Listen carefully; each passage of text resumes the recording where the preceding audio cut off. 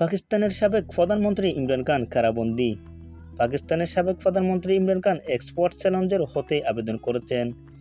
ইমরান খান দর্শনার্থী এবং রাজনীতি এবং অর্থনীতি অধ্যয়নের আগেই 1975 সালে বিশ্ববিদ্যালয় থেকে সনদ স্থাপন করেন।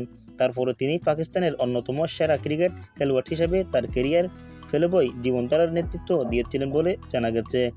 নিয়মিত ব্রিটেনের গ্রাফিক্স ম্যাগাজিনের পাতাগুলি উল্টালে দেখা যায় ব্রিটিশ সোসাইটি এবং চলচ্চিত্র নির্মাতা জেমিমা গুলস্মিথ সহ তারা তিনবার দুজনেই 2005 সাল থেকে 2014 সাল পর্যন্ত ব্র্যাডফোর্ড বিশ্ববিদ্যালয়ের চ্যান্সেলর হিসেবে দায়িত্ব পালন করেছিলেন।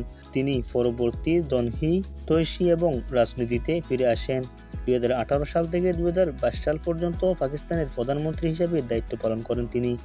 ইমরান খানকে 2022 সালে তার পদ থেকে অপসারিত করা হয়েছিল যখন তিনি আস্থার ভোট হারিয়েছিলেন। তারপরে একটি প্রত্যাবর্তন প্রচার শুরু করেছিলেন যেখানে তিনি পাকিস্তানের শক্তিশালী সামরিক বাহিনীর সমালোচনাও করেছিলেন, যার নেতৃত্ব স্থায়ী জেনারেলরা এবং তাকে সমর্থন করেছিলেন এবং দেশের রাস্তায় বিপুল জনতার আকর্ষণও করেছিলেন।